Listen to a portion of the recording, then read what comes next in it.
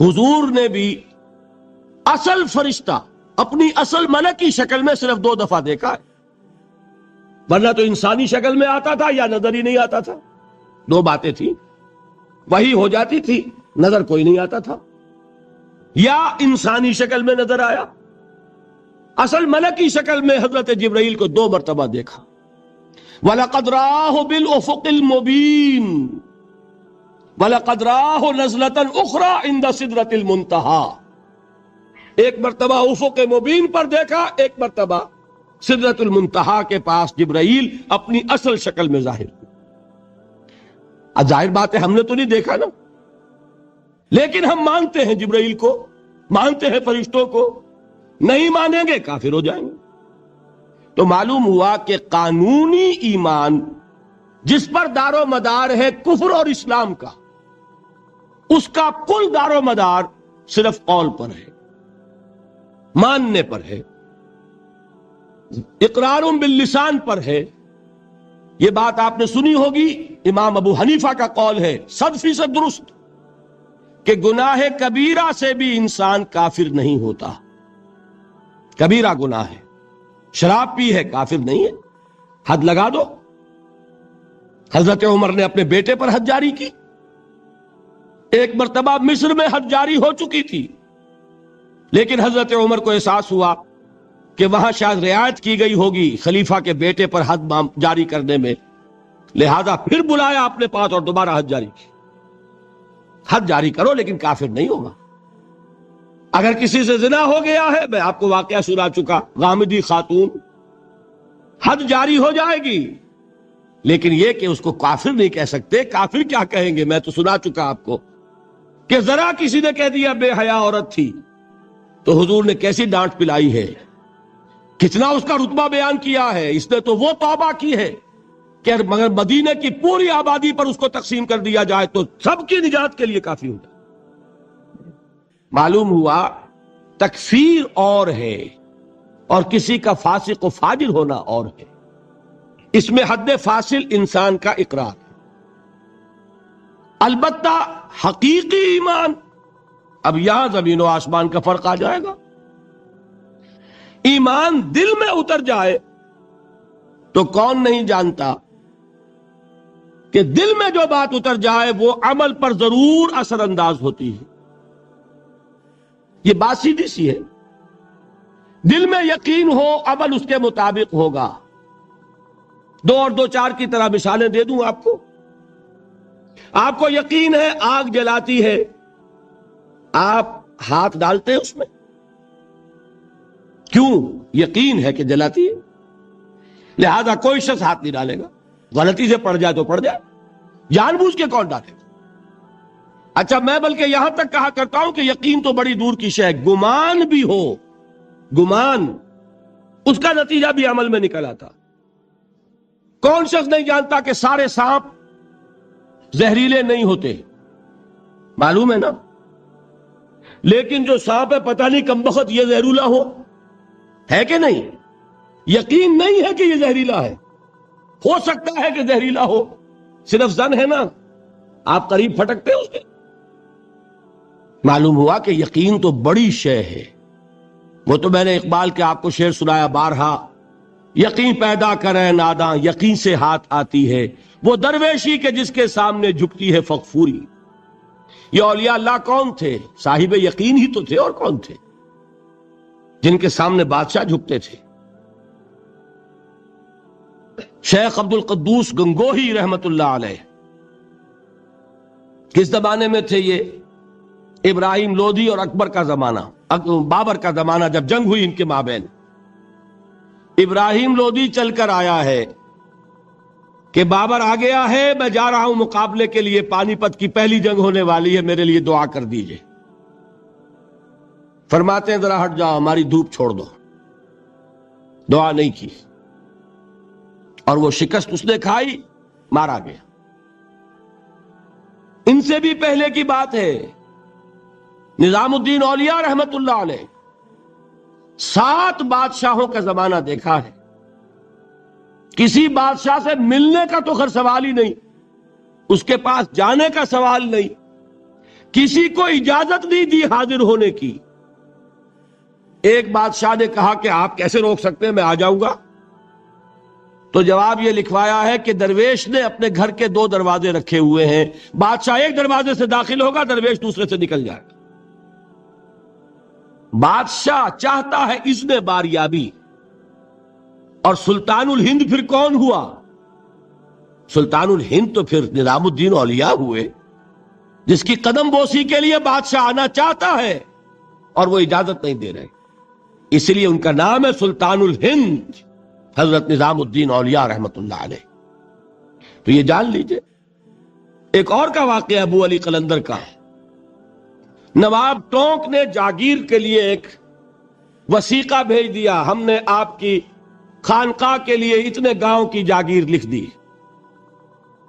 اسی کاغذ کے پشت پر ایک شعر لکھا، ما آبروئے فقر و قناعت نہ باختیم، با میر خان بگوئے کہ روزی مقدر است۔ جاؤ میر خان سے کہہ دو، نواب ٹونک سے، ہماری روزی اللہ کے ہاں مقدر ہے، لکھی ہوئی ہے، ہم تمہارے ہاتھ اپنے فقر اور درویشی کی عزت بیچنا نہیں چاہتے، لے جاؤ اپنا وثیقہ۔ کون تھے یہ؟ صاحب یقین۔ یقین پیدا کرے ناداں، یقین سے ہاتھ آتی ہے وہ درویشی کہ جس کے سامنے جھکتی ہے فغفوری۔ شہنشاہ ہند اذن باریابی چاہے اجازت نہ ملے، وہ یقین کی بات ہے۔ آپ سوچئے یقین پیدا ہو جائے تو کیا ہوگا؟ اس کی ایک شکل تو میں کل آپ کو دکھا چکا، توکل ہوگا، راضی برضا ہوں گے، خوف نہیں ہوگا، حزن نہیں ہوگا، ڈر کاہے کا، میرا محافظ میرا رب۔ اچھا اس نے ہی کوئی چیز میرے لیے لکھ دی ہے تو کون محافظ ہو سکتا ہے؟ اور اللہ سے بچانے والا کوئی ہے؟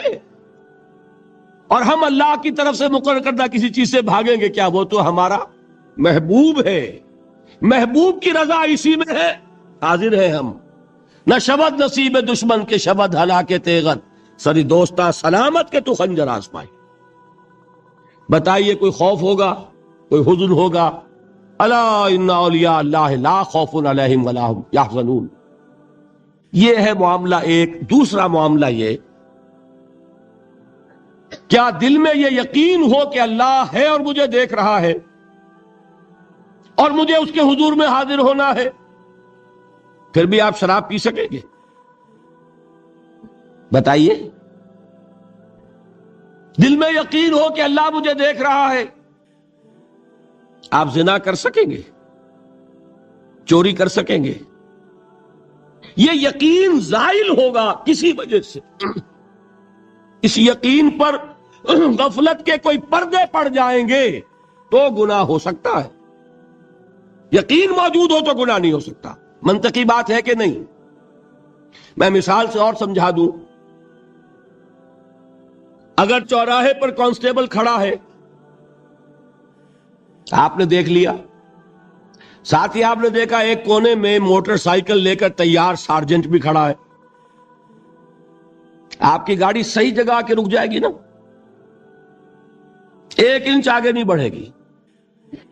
اور اگر آپ نے دیکھا کہ چوراہا خالی ہے، کوئی دیکھنے والا ہے نہیں، تو اچھے اچھے بھی دائیں بائیں دیکھ کے نکل جاتے ہیں کہ نہیں؟ صحیح بات کیجئے۔ آدمی اپنے آپ کو دھوکہ دیتا ہے، بھئی یہ سارے ٹریفک رولز بچاؤ کے لیے ہے نا، تو دور دور تک کوئی ٹریفک نہیں ہے، خامخواہ کھڑا رہوں میں یہاں کائے کے لیے؟ لیکن دور دور تک کوئی ٹریفک نہ ہو لیکن سارجنٹ کھڑا ہو، پھر آپ پابندی کریں گے کہ نہیں؟ حالانکہ اس کی کیا حیثیت ہے، کیا اس کی تنخواہ، کیا اس کی حیثیت، کیا اس کی اتھارٹی، کتنی وہ سزا دلوا دے گا؟ اول تو پاکستان میں تو 2-4 روپے سے وہی معاملہ طے ہو جائے گا، اس سے زیادہ کی بات ہی نہیں۔ لیکن یہ کہ وہیں آپ کی گاڑی آ کر رک جاتی ہے۔ اگر یہ یقین ہو کہ اللہ ہے اور مجھے دیکھ رہا ہے تو کیا اس کا قانون توڑیں گے آپ؟ یقین والے ایمان کے ساتھ معصیت جمع نہیں ہو سکتی۔ قانونی ایمان کے ساتھ معصیت کے ڈھیر لگ سکتے ہیں، جیسے کہ ہمارے ہاں ہے لما تقولون ما لا تفعلون کبر مقتا عند اللہ ان تقولوا ما لا تفعلون. اے ایمان کے دعوے دارو کیوں کہتے ہو جو کرتے نہیں ہو؟ اللہ کے غضب کو بھڑکانے والی ہے یہ بات کہ تم کہو جو کہ کرتے نہیں ہو. ہماری امت کی اکثریت کا حال یہی ہے کہ نہیں؟ یہ کیا بات ہے کہ قانونی ایمان ہے، اس کے ساتھ معصیت کے انبار ہیں. حقیقی ایمان ہو تو معصیت کا وجود ہو نہیں سکتا. اب اس پر حدیثیں سن لیجئے. نبی اکرم صلی اللہ علیہ وسلم نے ایک مرتبہ 3 دفعہ قسم کھائی، واللہ لا یؤمنو، واللہ لا یؤمنو، واللہ لا یؤمنو. خدا کی قسم وہ شخص مومن نہیں، خدا کی قسم وہ شخص مومن نہیں، خدا کی قسم وہ شخص مومن نہیں. واقعہ یہ ہے کہ ہم تصور نہیں کر سکتے کہ صحابہ کیسے لرز گئے ہوں گے، کانپ اٹھے ہوں گے. کون وہ بدبخت ہے، کون وہ شقی ہے جس کے بارے میں اللہ کے رسول 3 دفعہ قسم کھا کر فرما رہے ہیں کہ وہ صاحب ایمان نہیں. قیل من یا رسول اللہ، کسی نے ڈرتے ڈرتے پوچھا ہوگا اے اللہ کے رسول کس کے بارے میں ارشاد فرما رہے ہیں؟ اب جواب سنیے، الذی لا یامن جارہ بوائقہ،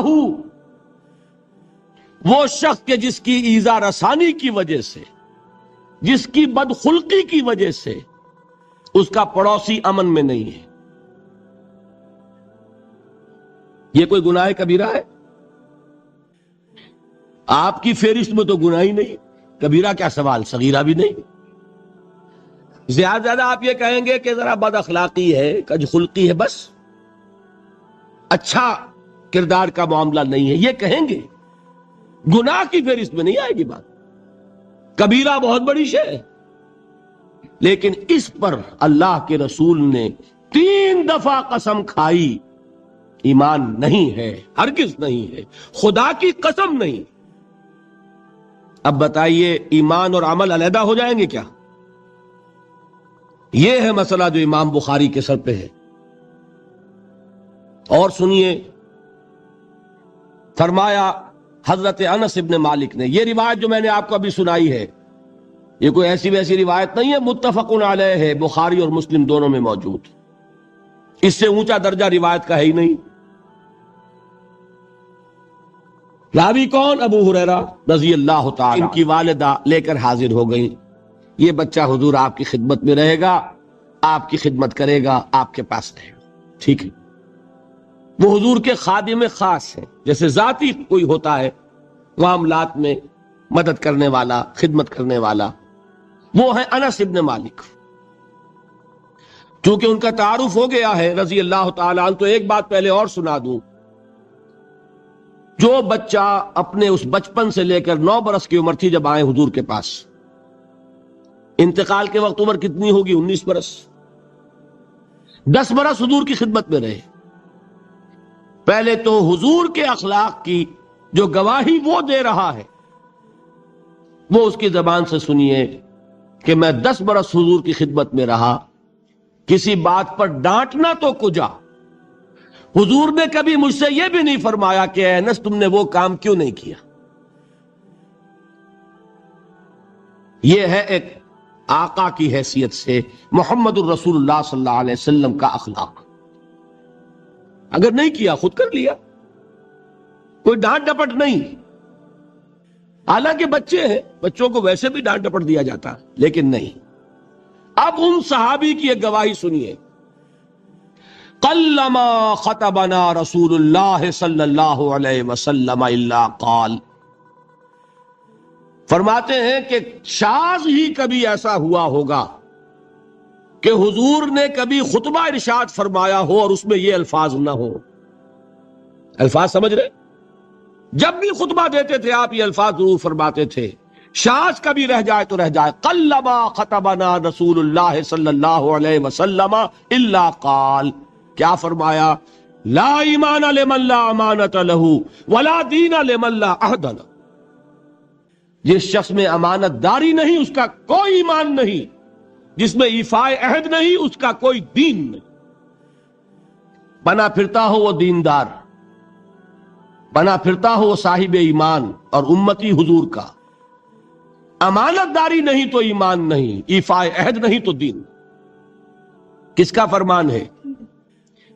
کسی آج کے زمانے کے مفتی کی بات نہ سمجھ لیجئے گا کہ جس کو آسانی سے آپ چاہیں تو رد کر دیں۔ یہ محمد الرسول اللہ صلی اللہ علیہ وسلم کا فرمان۔ اور سنیے پھر ایک متفق علیہ روایت بخاری اور مسلم کی، راوی پھر کون ہے؟ ابو ہریرہ رضی اللہ تعالیٰ عنہ فرماتے حضور نے ارشاد فرمایا، لا یزنی الزانی حین یزنی وہو مومن ولا یسرق السارق حین یسرق وہو مومن ولا یشرب الخمر حین یشرب وہو مومن۔ کوئی زانی حالت ایمان میں زنا نہیں کرتا۔ کیسے ممکن ہے؟ ایمان ہو جائے، پھر وہ ایمان دھیلے کا ہوا؟ کیا قدر و قیمت اس ایمان کی؟ وہ تو اٹھا کر پھینک دینے کی چیز ہے۔ ایمان اور اخلاق پہ اثر انداز نہ ہو، ایمان اور کردار کو نہ بدلے، ایمان اور عمل کو نہ بدلے تو کس مرض کی دوا؟ پھینکو اٹھا کر۔ نہیں ممکن کہ ایمان ہو اور زنا ہو، نہیں ممکن کہ ایمان ہو اور چوری ہو۔ لا یسرق السارق حین یسرق وہو مومن، کوئی چور حالت ایمان میں چوری نہیں کرتا، کوئی شرابی حالت ایمان میں شراب نہیں پیتا۔ ولا یشرب الخمر حین یشرب وہو مومن، کوئی شراب پینے والا وہ مومن نہیں ہوتا جب وہ شراب پی رہا ہوتا، اس وقت اس کے دل سے ایمان نکل جاتا ہے۔ اب دیکھیے یہاں کیا میں نے کل بتایا تھا، مغالطے کیا ہو گئے؟ مغالطے یہ ہو گئے کہ اس کو سمجھ لیا قانونی بات، یہ قانونی بات نہیں ہے، وہ قانونی ایمان کی بات نہیں ہو رہی، یہ حقیقی ایمان کی بات ہو رہی۔ قانونی ایمان کی بات ہو تو یہ کافر ہو گیا، پھر کافر نہیں ہے۔ قانونی ایمان کا دار و مدار قول پر ہے، یہ وہ حقیقی ایمان ہے، قلبی یقین والا ایمان، اس کے بارے میں فرمایا جا رہا ہے۔ وہ دل سے نکل جاتا ہے تو گناہ ہو سکتا۔ ایک اور حدیث میں حضور نے اس کو اور واضح کر دیا، جب کوئی شخص گناہ کرتا ہے تو ایمان اس کے دل سے نکل کر اور اس کے سر پر منڈلاتا ہے جیسے پرندہ ہو۔ اگر توبہ کرتا ہے تو واپس لوٹ آتا ہے، توبہ نہیں کرتا تو رخصت ہو جاتا ہے۔ بتائیے کوئی اشتباہ رہ گیا؟ لیکن خدا کے لیے دو انتہاؤں سے اپنے آپ کو بچائیے۔ ایک انتہا یہ کہ اس حدیث کی بنا پر آپ کافر قرار دے دیں۔ یہ غلطی کس سے ہوئی؟ کل بتایا تھا بھائی، کس سے؟ خوارج سے۔ خوارج سے یہی غلطی ہوئی۔ وہ فارسی کا ایک مصرع ہے کہ مردی و نامردی قدم فاصلہ دارت، یہ باریک جیسے بال کا سب فرق ہوتا ہے لیکن زمین و آسمان کے نتیجے نکل آتے۔ انہوں نے ایسی حدیثوں کی بنا پر یہ فیصلہ کر دیا، پھر اگر ایمان نہیں ہے تو کافر ہے۔ کتنا یہ آسانی سے نتیجہ نکل آیا، ایمان نہیں ہے تو کافر ہے۔ لا ایمان لمن لا امانت لہو، کوئی شخص امانت میں خیانت کرتا ہے تو اس میں ایمان نہیں ہے، ایمان نہیں ہے تو کافر ہے، کافر ہے تو مرتد ہے، مرتد ہے تو واجب القتل ہے۔ کہاں سے کہاں بات پہنچ گئی؟ بہت بڑی غلطی، بہت بڑی گمراہی۔ دوسری طرف ایک ہمارے ہاں اور انداز ہے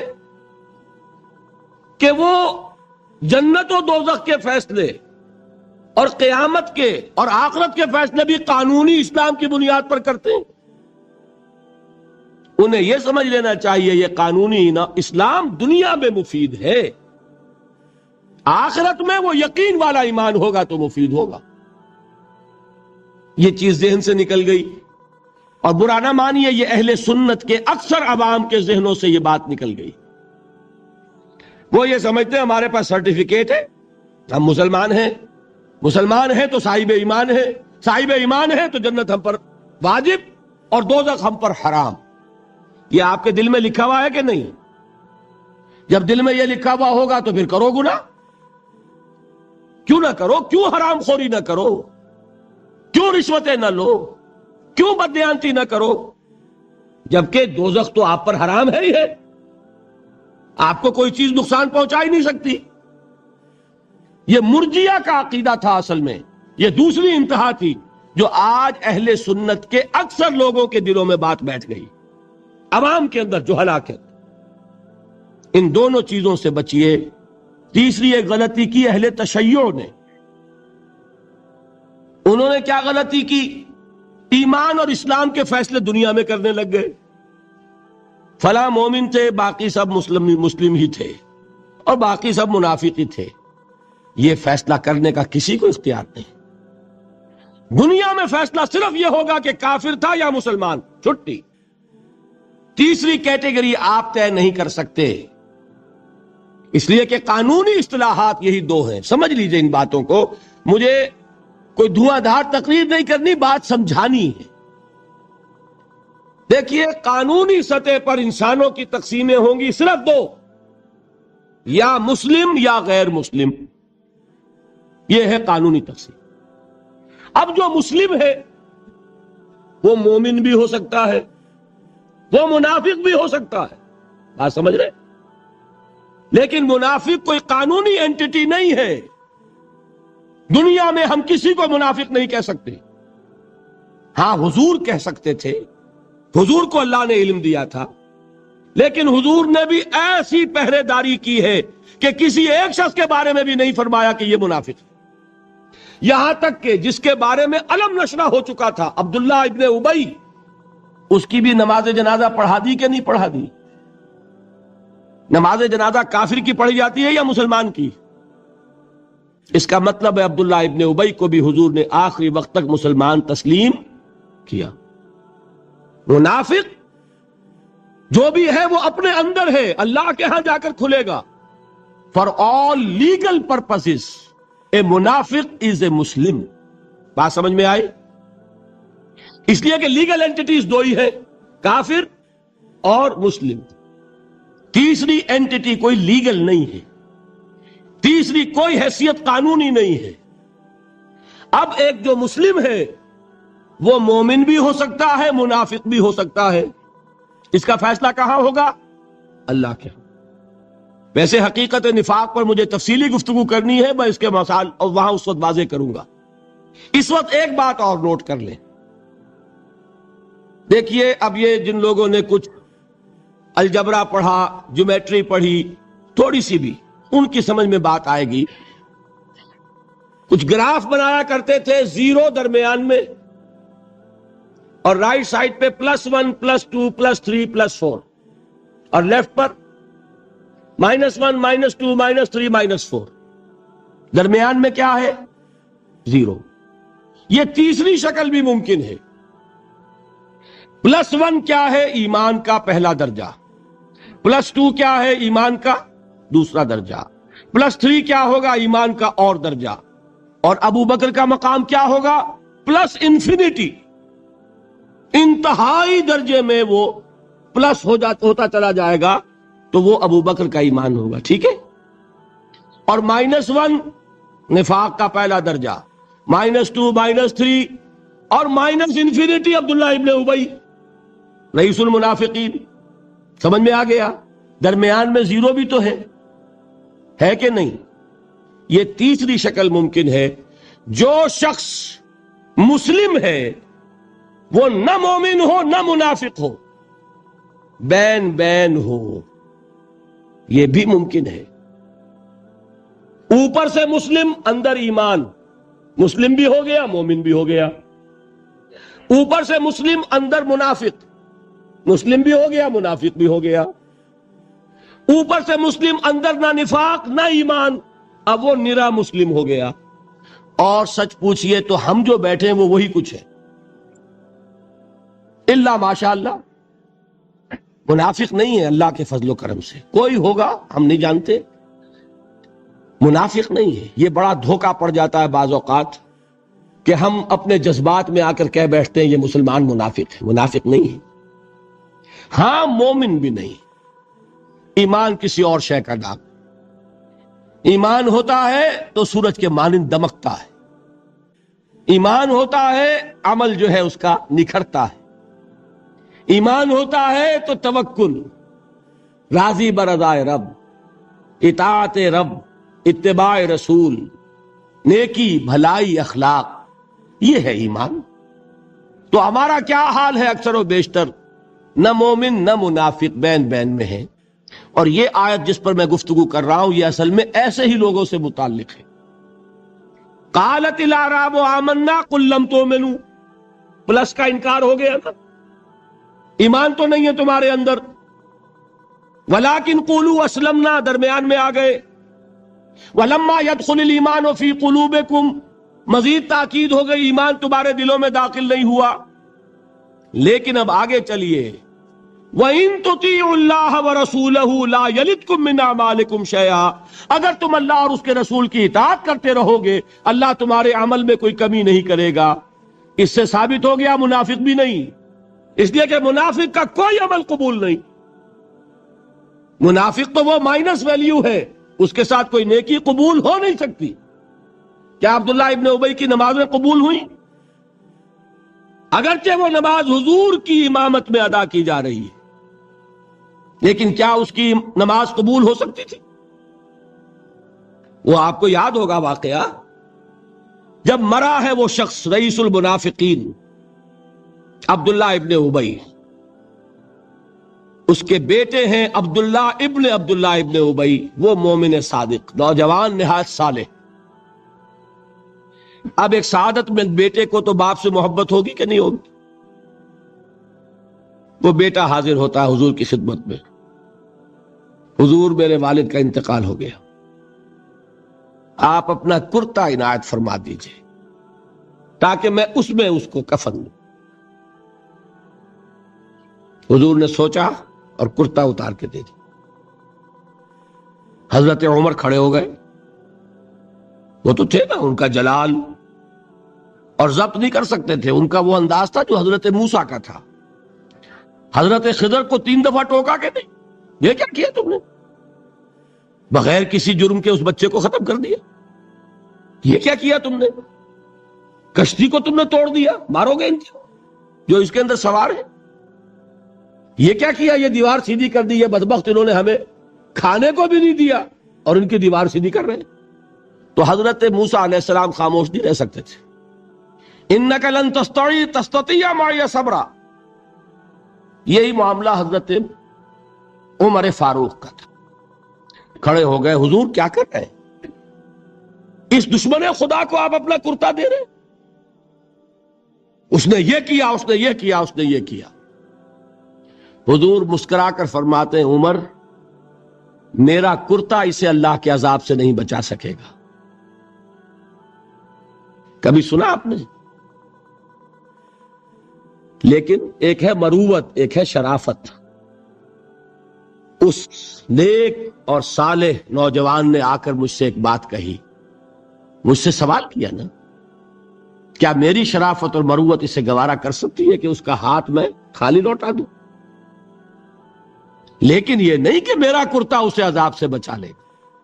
لیس للانسان الا ما سعى وان سعيه سوف يرى، نہیں ہے انسان کے لیے مگر وہی کچھ جس کے لیے اس نے محنت کی، بھاگ دوڑ کی، جو کمائی کی ہے وہی ملے گا، اور جو کمائی ہے وہ ضائع نہیں کی جائے گی، وہ دکھا دی جائے گی، یہ ہے تمہاری کمائی۔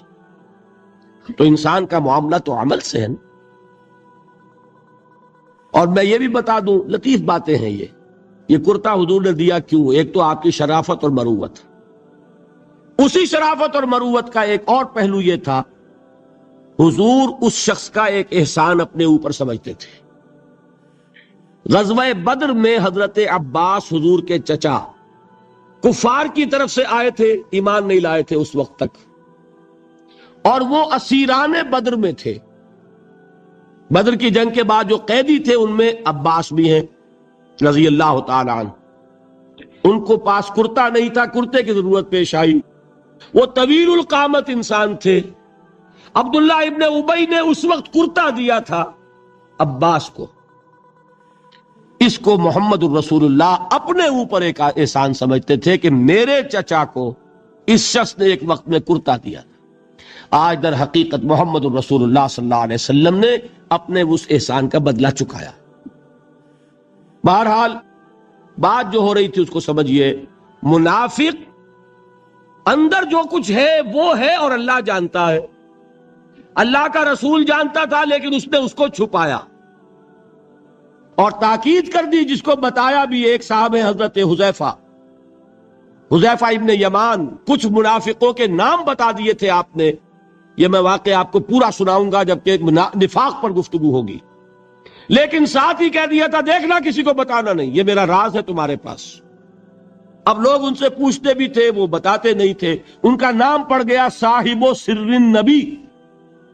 یہ نبی کے رازدان ہیں، ان کے پاس نبی کا ایک راز ہے، وہ راز ہی رہا. میں بتاؤں گا کہ کس نے پوچھا تھا، وہ تب نفاق کی حقیقت سمجھ میں آئے گی.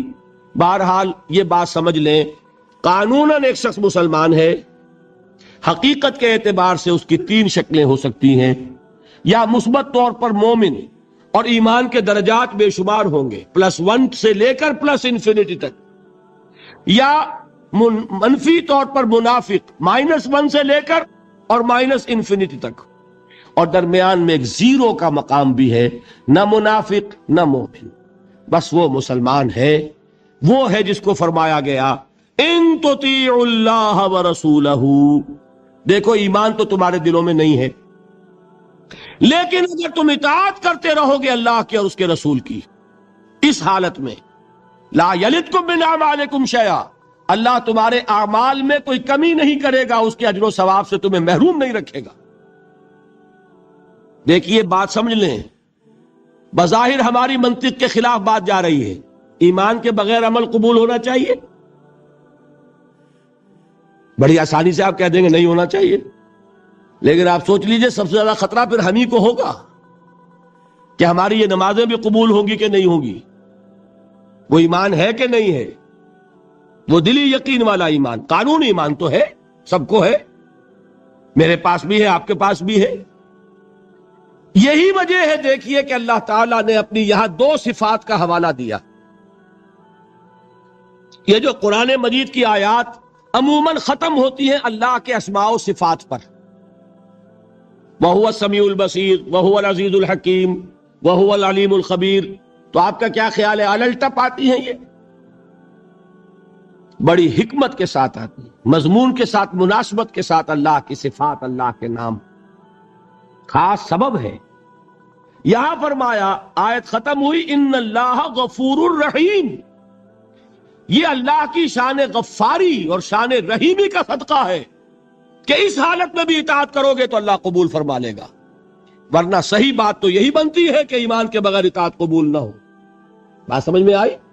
یہ رعایت دی جا رہی ہے تمہیں کہ اگرچہ تمہارے دلوں میں ایمان داخل نہیں ہوا، تاحال لم تؤمنوا، تم ہرگز مومن نہیں کہہ سکتے اپنے آپ کو صرف مسلمان کہہ سکتے ہو. لیکن اگر اس حال میں بھی اطاعت کرتے رہو گے تو اللہ تعالیٰ تمہارے اعمال کے اجر و ثواب کو روکے گا نہیں. کیوں؟ وہ غفور ہے، وہ رحیم. قالت الاعراب آمنا قل لم تؤمنوا ولكن قولوا اسلمنا ولما يدخل الايمان في قلوبكم وان تطيعوا الله ورسوله لا يلدكم من اعمالكم شيئا ان الله غفور رحيم. منطقی بات یہ بنتی جب تک مثبت طور پر ایمان دل میں نہ ہو کوئی عمل قبول نہ ہو، لیکن اللہ غفور ہے، اللہ رحیم ہے، اس کی شان غفاری کا صدقہ ہے، اس کی شان رحیمی کے طفیل یہ رعایت کی جا رہی ہے. اس حال میں بھی اطاعت کرتے رہو گے تو اللہ تعالیٰ تمہارے اجر و ثواب کو ضائع نہیں کرے گا. اب ذرا ایک بات اس میں سمجھ لیجئے، وہ کون لوگ تھے جن کے بارے میں یہ بات کہی گئی؟ نمبر 1، اور ہم اپنے اوپر غور کریں کہ ہم کس کیٹیگری میں ہیں، اور یہ کتنی بڑی نوید جافزہ ہے ہمارے لیے اللہ کا یہ وعدہ کہ اگر ایمان نہ ہو تب بھی اطاعت کرو گے تو قبول کر لیں گے. لیکن اس کے لیے ایک نوٹ آف کوشن بھی ہے، ایک تنبیہ بھی ہے. یہ 4 باتیں سمجھ لیں تب اس آیت کا درس مکمل ہوگا. نمبر 1، یہ کون لوگ تھے؟ دیکھیے اچھی طرح سمجھیے اس بات کو. مکے میں اسلام کمزور تھا، کفر غالب تھا، ٹھیک؟ جو کلمہ شہادت پڑھتا تھا اسے مار پڑنی شروع ہو جاتی تھی، ٹھیک ہے؟ لہذا وہی شخص زبان پر کلمہ لاتا تھا جس کے دل میں یقین کامل پیدا ہو چکا ہوتا تھا. مار کھانے کو تو وہی تیار ہوگا نا. آگ پر لٹایا جا رہا ہے، گلیوں میں گھسیٹا جا رہا ہے، تپتی ہوئی اور نوکیلی چٹانوں والی سنگلاخ گلیوں میں، تو کون جرات کرے گا اشہد ان لا الہ الا اللہ واشہد ان محمد رسول اللہ کہنے کی، سوائے اس کے جس کے دل میں یقین کامل درجے کا پیدا ہو چکا ہو، جسے جہنم دکھائی دے رہی ہو. آپ شاید حیران ہوں کہ یہ کیا بات کہہ دی. ایک صحابی کا واقعہ ہے یہ. صبح کے وقت حضور کا معمول تھا یہ کہ صبح جب فجر کے بعد فوراً نہیں منتشر ہو جاتے تھے، گفتگو ہوتی تھی. کسی نے خواب دیکھا ہوتا تھا تو خواب بیان کرتا تھا، حضور تعبیر بیان فرماتے تھے. حضور نے ایک صحابی سے ایسے سوال کر لیا، کیف اصبحت، کیسے صبح کی، کس حال میں صبح ہوئی آج؟ اب انہوں نے جو جواب دیا وہ بڑا غیر معمولی تھا. اصبحت مومنا حقا یا رسول اللہ، اے اللہ کے رسول سچے مومن کی صبح مجھے نصیب ہوئی. غیر معمولی جواب تھا نا، بڑا دعویٰ تھا اس میں.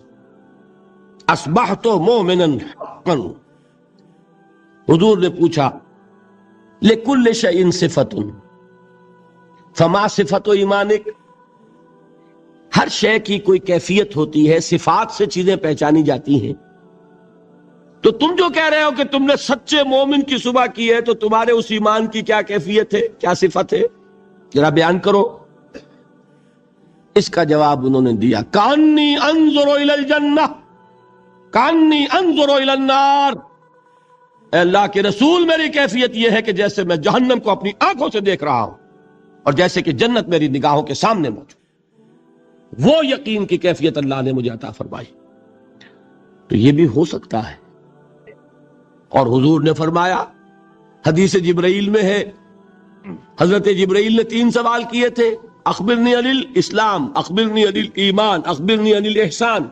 احسان کی کیا تعریف کی آپ نے؟ ان تعبد اللہ کانک تراہ فإن لم تکن تراہ فإنہ یراک. احسان جو دین کا سب سے اونچا درجہ ہے وہ کیا ہے کہ تم اللہ کی بندگی اس طرح کرو جیسے کہ اسے دیکھ رہے. اللہ تعالیٰ یقین کی یہ کیفیت ہمیں عطا فرمائے. بہرحال میں بیان یہ کر رہا تھا کہ وہ لوگ جو ایمان لائے مکے میں، وہ تھے کہ جو یقین کامل پیدا ہوا تو انہوں نے کلمہ شہادت ادا کیا. گویا ایمان پہلے اسلام بعد میں، ٹھیک، لیکن مدینے میں آ کر حالت بدل گئی. اب مار نہیں پڑتی، کبھی کبھی جنگ آ جاتی ہے، کہتے ہیں نکلو اللہ کی راہ میں، ویسے تو مار نہیں پڑتی نا. لہذا اب صورت بدلنی شروع ہوئی. ایسے لوگ بھی تھے مدنی دور میں بھی جو یقین کامل کے بعد ہی ایمان لاتے تھے اور اسلام لاتے تھے. لیکن ایسے لوگ بھی اب شروع ہو گئے کہ بھئی پورے قبیلے نے فیصلہ کر لیا ہے ایمان لانے کا، چلو تم بھی جاؤ. اب پورا قبیلہ لا رہا ایمان، تو کٹنا تو نہیں سکتے. چلو بھائی، چل کے حضور کے ہاتھ پر بیعت کی، اسلام لے آئے. لیکن کوئی دھوکہ دینے کا ارادہ بھی نہیں ہے، سمجھے نا. دل میں یہ نہیں ہے کہ اسلام کی کوئی جڑ کاٹنی ہے، اس طرح کوئی سازش ہے، کوئی دھوکہ ہے، کوئی فریب ہے، یہ نہیں. لیکن مثبت طور پر وہ یقین والی بات بھی ابھی پیدا نہیں ہوئی. بات سمجھ رہے ہیں؟ یہ کیفیت کب شدید ہو گئی؟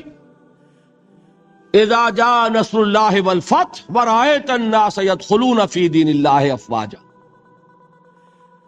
جب فتح حاصل ہو گئی، اللہ کی مدد آ گئی اور فوج در فوج لوگ ایمان میں داخل ہو رہے ہیں، اس وقت جو رو چلی ہے، اس رو میں اکثر لوگ کون تھے؟ دھوکہ نہیں تھا، لہذا منافق بھی نہیں، لیکن مثبت طور پر وہ یقین والی بات بھی نہیں. وہ تھے لوگ قالت الاعراب آمنا قل لم تؤمنوا ولکن قولوا اسلموا. یہ بدو دعویٰ کر رہے ہیں ہم ایمان لے آئے. اے نبی ان سے کہہ دیجئے تم ایمان ہرگز نہیں لائے ہو، یوں کہو ہم اسلام لے آئے ہیں. ولما يدخل الایمان فی قلوبکم، اور ایمان ابھی تمہارے دلوں میں داخل نہیں ہوا، لیکن ہم اپنی شان غفاری اور شان رحیمی کے طفیل تم سے یہ رعایت کر رہے ہیں، اگر اطاعت کرتے رہو گے اللہ اور اس کے رسول کی تو تمہارے اعمال میں کوئی کمی نہیں ہو۔ سمجھ آ گئی بات؟ اب اپنی حالت پر غور کیجئے، ہمارا حال کیا ہے؟ وہاں رو چلی تھی اور یہاں ایک چکر چل رہا ہے، باپ کا بیٹا مسلمان، اس کا اگلا بیٹا مسلمان۔ وہ جو میں نے کہا تھا ہم مسلمان کیوں ہیں؟ By accident of birth. ہم سوچ کر ایمان لائے کیا؟ ہم نے خود غور و فکر کے بعد ایمان قبول کیا ہے؟ اللہ جسے توفیق دے دے، ہو سکتا ہے، اب بھی ہو سکتا ہے۔ سوچئے، غور کیجئے، تفکر کیجئے، شعوری طور پر ایمان لائیے، وہ ایمان اور ہوگا۔ اب تک ہم میں سے اکثر کا حال کیا ہے کہ صرف ایک چکر ہے نسلی، نسل بعد نسل اسلام آ گیا، اسلام تو آ گیا، کیا ایمان بھی آ جائے گا اس طرح؟ ایمان نہیں آتا اس طرح، اسلام آیا ہے۔ ہمارا حال کیا ہے؟ اکثر و بیشتر وہ اسی آیت کے مصداق ہے۔ قالت الاعراب آمنا قل لم تؤمنوا ولكن قولوا اسلمنا ولما يدخل الايمان في قلوبكم۔ تو بتائیے ہمارے لیے کتنی بڑی نوید ہے یہ، کتنی بڑی خوشخبری ہے یہ کہ اللہ نے یہ وعدہ کر لیا ہے۔ اگر بات یہ ہوگی کہ جب تک ایمان نہیں ہوگی نہ نماز قبول نہ روزہ قبول، تو ہمارا کوئی مقام پھر تھا؟ اللہ نے کتنی بڑی اپنی رحمت فرمائی، کتنا فضل فرمایا۔ اس حالت میں بھی اطاعت کرو گے تو اللہ تمہارے اعمال کا اجر و ثواب عطا کرتے۔ اب چوتھی چیز، نوٹ آف کوشن، یہ اطاعت ہونی چاہیے کلی اطاعت، جزوی نہیں۔ جزوی اطاعت اطاعت نہیں۔ اللہ کے 10 احکام ہیں، 5 آپ نے مان لیے، 5 آپ نے ٹھوکر مار دی، کیا کہیں گے اسے؟ یہ اطاعت ہے؟ سمجھ لیجئے، یہ جزوی اطاعت اطاعت نہیں۔ اس پر تو اللہ کا غضب بھڑکتا ہے۔ افتؤمنون ببعض الکتاب وتکفرون ببعض، کیا تم ہماری شریعت، ہماری کتاب، ہمارے قانون، اس کے کچھ حصے کو مانتے اور کچھ کو نہیں مانتے؟ فما جزاء من يفعل ذلك منكم الا خزي في الحياة الدنيا ويوم القيامة يردون الى اشد العذاب۔ جو کوئی بھی یہ طرز عمل اختیار کرے گا اس کی سزا اس کے سوا اور کچھ نہیں ہے کہ دنیا میں انہیں ذلیل و خوار کر دیا جائے اور قیامت کے دن شدید ترین عذاب میں جھونک دیا جائے۔ وَمَا اللَّهُ بِغَافِلٍ عَمَّا تَعْمَلُونَ، اور اللہ غافل اور بے خبر نہیں ہے تمہارے کرتوتوں سے۔ He knows you through and through، وہ جانتا ہے، وہ تو تمہاری نیتوں کو جانتا ہے۔ ان اللہ لا ينظر الى صورکم ولا اموالکم ولكن ينظر الى قلوبکم واعمالکم۔ اللہ تمہاری صورتوں کو اور تمہارے مالوں کو نہیں دیکھتا، وہ تمہارے دلوں کو اور تمہارے عملوں کو دیکھتا۔ یہ حدیث کے الفاظ۔ تو یہ جو جزوی اطاعت ہے یہ اطاعت نہیں کہلائے گی، بلکہ یہ تمسخر کہلائے گا، ڈھٹائی کہلائے گی، استہزاء کہلائے گا، دین کا مذاق اڑانا کہلائے گا۔ بات سمجھ رہے ہیں کہ نہیں؟ اور میں اور منطقی طور پر ثابت کر دوں کہ اگر آپ نے اللہ کے کچھ احکام مانے کچھ نہیں مانے، تو جو مانے وہ بھی اللہ کے نہیں مانے۔ بظاہر بات میں بڑی عجیب کہہ رہا ہوں، اللہ کا ایک حکم آپ نے مانا ایک نہیں مانا۔ بتائیے جو نہیں مانا کیوں نہیں مانا؟ کہ نفس کو پسند نہیں۔ جو مانا کیوں مانا؟ کہ نفس کو پسند ہے۔ دونوں حالتوں میں کس کی بات مانی؟ نفس کی۔ اگر اللہ کی بات ماننی تھی تو پھر تو وہ بات بھی اللہ کی۔ جب آپ نے اللہ کی ایک بات رد کر دی، کیوں؟ کہ نفس کو پسند نہیں۔ اور جو مانی تو اس لیے مانی کہ نفس نے ویٹو ہے، اوکے کر دیا، ٹھیک ہے۔ تو اصل آپ کا افسر کون ہوا؟ نفس یا اللہ؟ اللہ کا حکم ہوتا تو جو حکم ہے وہ ماننا پڑے گا۔ معلوم ہوا کہ آپ نے ویٹو دیا ہوا نفس کو، تو جس کے پاس ویٹو اسی کی اطاعت۔ بظاہر آپ اللہ کا حکم مان رہے ہیں، حقیقت میں اپنے نفس کا حکم مان۔ الا کہ آپ کی اطاعت کلی ہو، جو اللہ کا حکم سر تسلیم خم۔ ہاں یہ ہو سکتا ہے وقتی طور پر کوئی خطا ہو جائے، جذبات کی رو میں آپ بہہ گئے، غلطی ہو گئی، ایسا جب بھی ہوتا ہے فوراً توبہ کرتا ہے انسان۔ جذبات کا معاملہ ہوتا ہے جیسے کہ طوفان آتا ہے پہاڑی علاقے میں، میدانی علاقے میں سیلاب آئے گا تو آہستہ آہستہ آتا ہے اور آہستہ آہستہ اترتا بھی ہے۔ پہاڑی علاقے میں سیلاب آتا ہے تو طوفانی شکل میں آتا ہے، فوراً ختم بھی ہو جاتا ہے نا۔ ایسا جذبات کا معاملہ یہ ہوتا ہے، طوفان کی طرح جذبات چڑھے، اس وقت آپ سے غلطی ہو گئی، فوراً اتر جائے گا طوفان اور آپ پچھتائیں گے کہ یہ میں کیا کر بیٹھا۔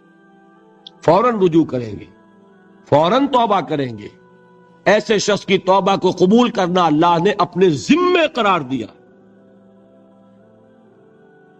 انما التوبۃ علی اللہ للذین یعملون السوء بجہالۃ ثم یتوبون من قریب۔ اللہ تعالیٰ کے ذمے ہے اپنے ایسے بندے کی توبہ قبول کرنا جو کہیں جہالت میں، نادانی میں، جذبات کی رو میں بہ کر غلط کام کر بیٹھتا ہے لیکن فوراً ہی توبہ کرتا۔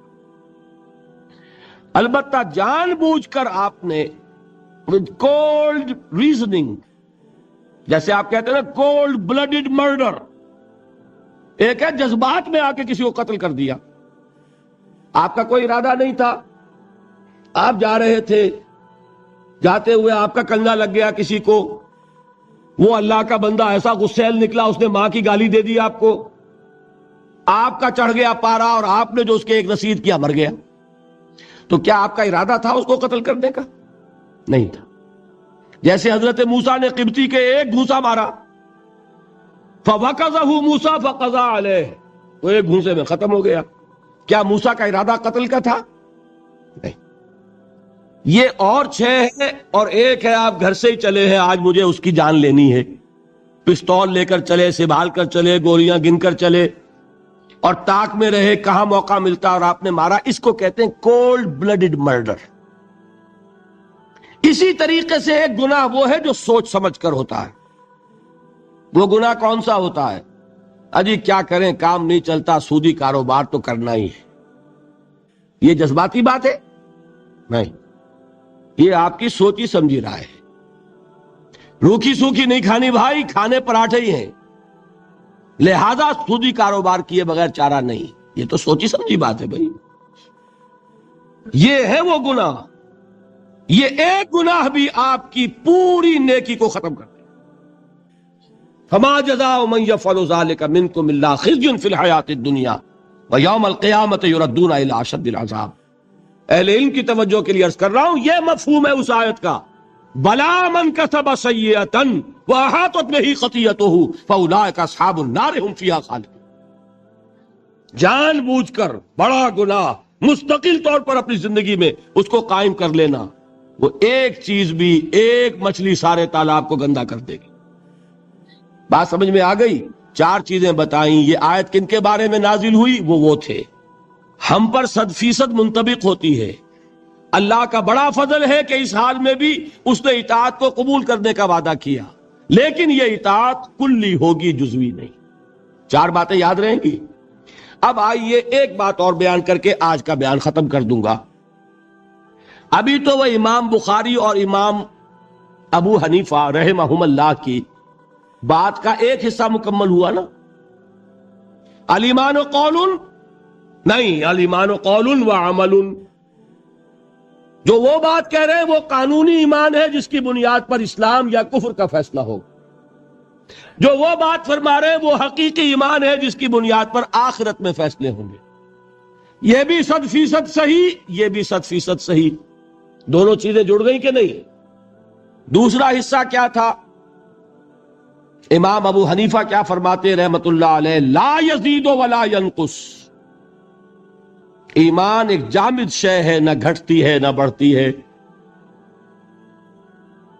امام بخاری رحمت اللہ علیہ کیا فرماتے؟ یزید و ینقص، نہیں، بڑھتی بھی ہے گھٹتی بھی ہے۔ پھر وہی بعد المشرقین، اس کا کیا ہوگا؟ ہاؤ ٹو ریکنسائل دیز 2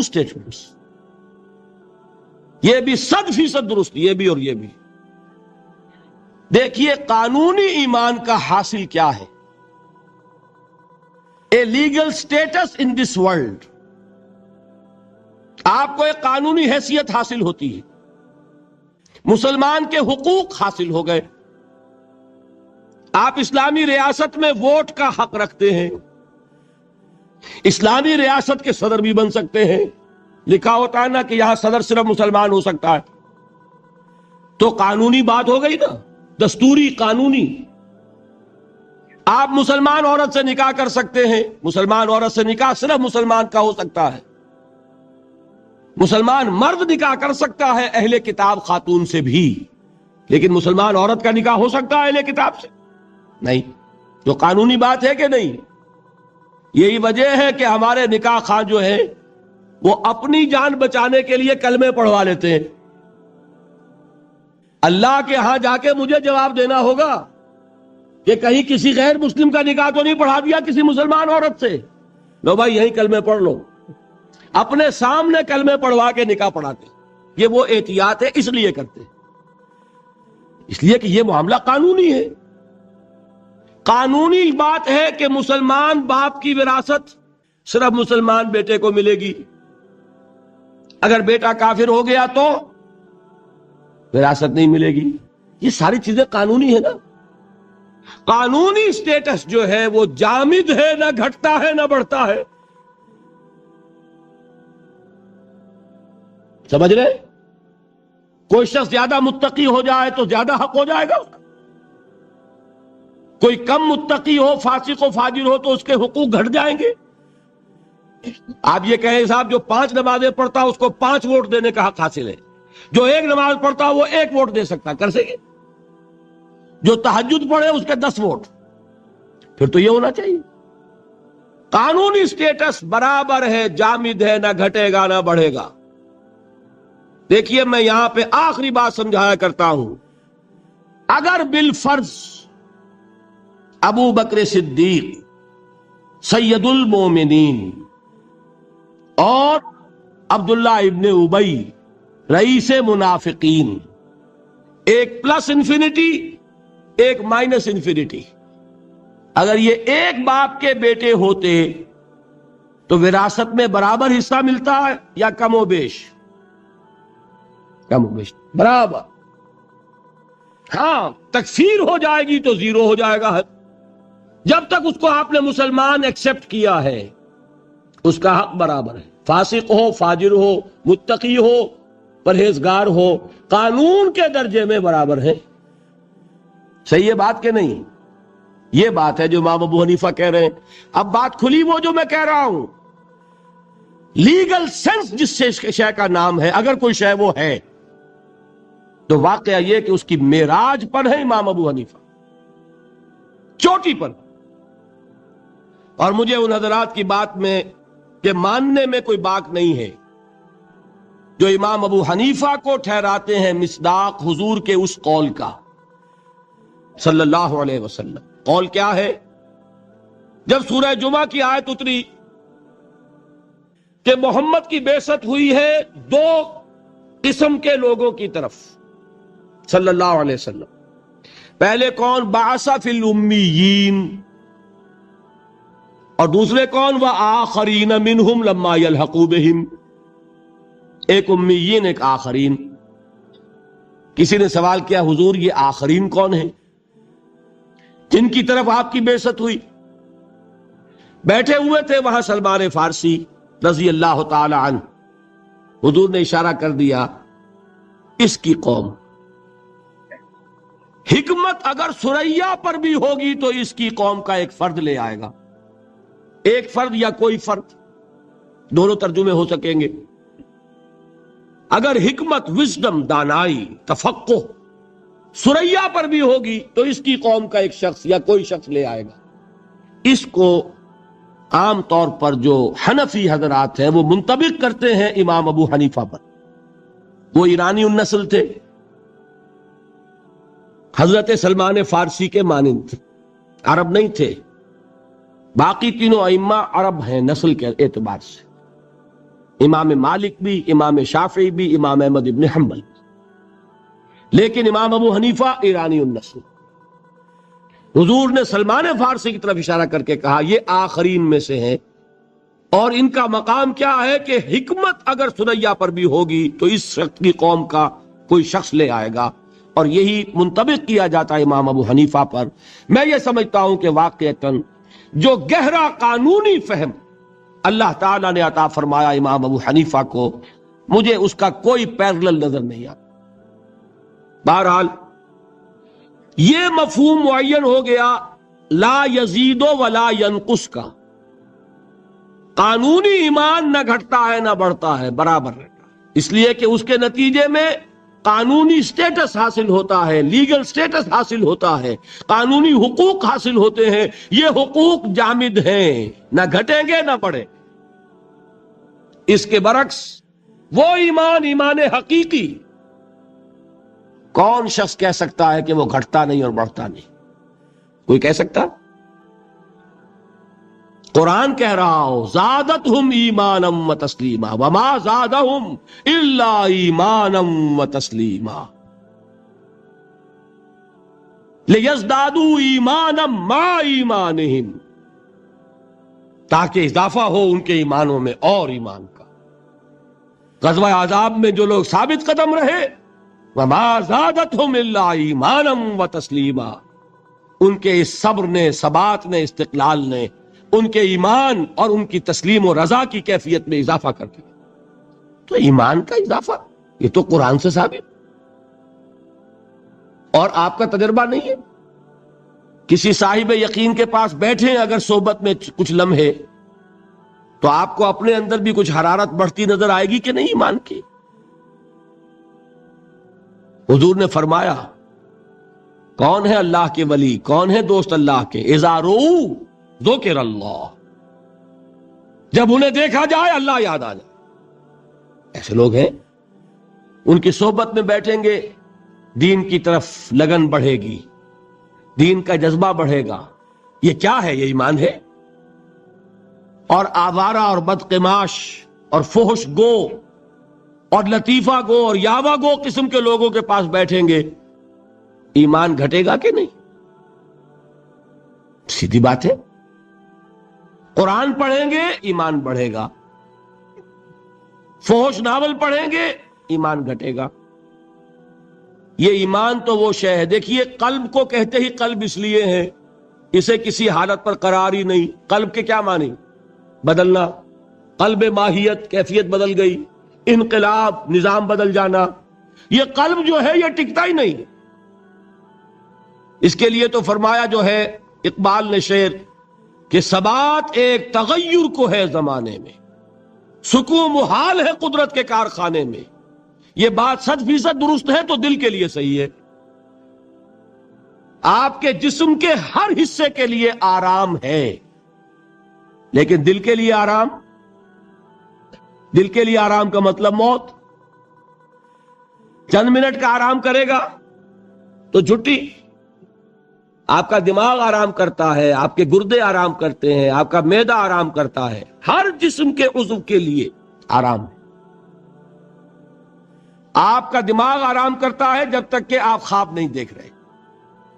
جب آپ سوئے ہوئے خواب دیکھ رہے ہوں، اب صرف جسم آرام کر رہا ہے، دماغ آرام نہیں کر رہا۔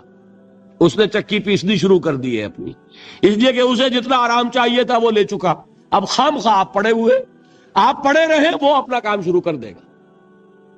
تو دماغ جو ہے وہ بھی آرام چاہتا ہے، آپ کے اعضاء کو، آپ کے مسلز کو، ہر شے کو آرام کی ضرورت ہے سوائے دل کے۔ اس لیے کہ دل کے آرام کا مطلب موت۔ اس کو چین نہیں، اس کو قرار نہیں، یہ گھٹے گا یا بڑھے گا، ادھر جائے گا یا ادھر جائے گا۔ اور جو قلبی ایمان ہے اسے کیسے قرار ہو جائے گا؟ وہ یا گھٹے گا یا بڑھے گا، ہر لحظہ یا بڑھ رہا ہے یا گھٹ رہا ہے۔ اسی لیے حضور نے فرمایا جس شخص کے 2 دن برابر ہو گئے وہ بڑے گھاٹے میں رہا۔ آج جتنا ایمان ہے کل بھی اتنا ہی رہا تو گھاٹا ہو گیا نا۔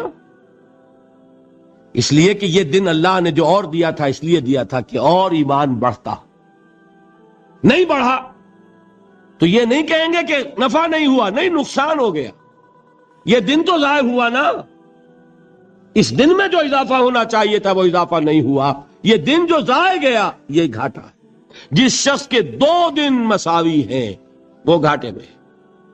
والعصر ان الانسان لفی خسر، غافل تجھے گھڑیال یہ دیتا ہے منادی، گردوں نے گھڑی عمر کی ایک اور گھٹا دی۔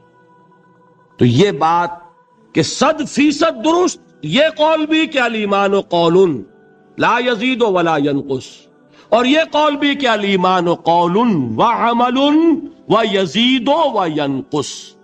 یہ معاملہ قانونی ایمان کا جس کی بنیاد پر دنیا میں کسی کو مسلمان مانا جائے گا، یہ معاملہ حقیقی ایمان کا جس کی بنیاد پر وہاں فیصلے ہوں گے، اس معاملے میں اس سطح پر ایمان اور عمل صالح یوں جڑ جاتے ہیں۔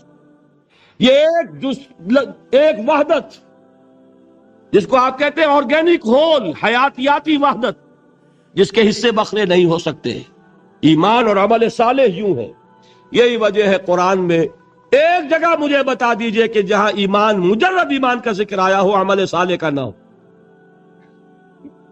والتین والزیتون وطور سینین وہذا البلد الامین لقد خلقنا الانسان فی احسن تقویم الا الذین آمنوا وعملوا الصالحات والعصر ان الانسان لفی خسر الا الذین آمنوا وعملوا الصالحات وتواصوا بالحق وتواصوا بالصبر۔ ایک نقطہ اور بیان کر دوں، دیکھیے یہ جو سورۃ العصر اور سورۃ التین کا تقابل میں نے کیا تھا، ایک پر انذار ایک پر تبشیر کا رنگ غالب بتایا تھا نا۔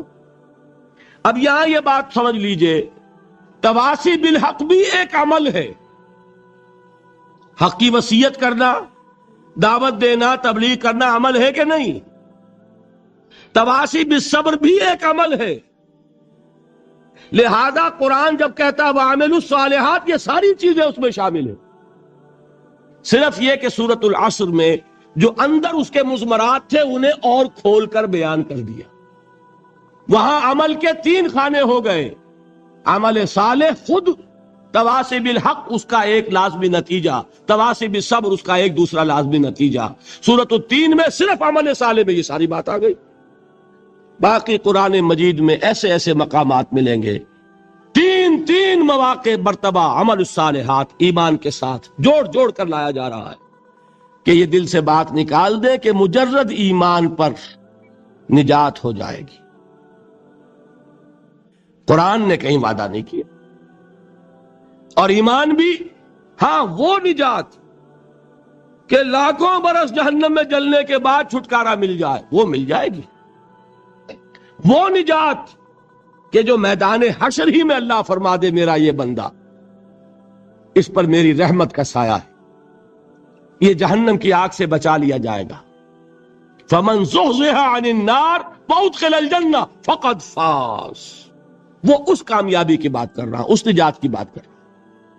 وہ نجات صرف ایمان سے نہیں ہے، وہ عمل صالح کے ساتھ ہے، اس کی شرط لازم ہے، لازم و ملزوم ہے، اس کو جدا نہیں کر سکتے، جس کے لیے میں نے آج احادیث بھی بیان کر دی۔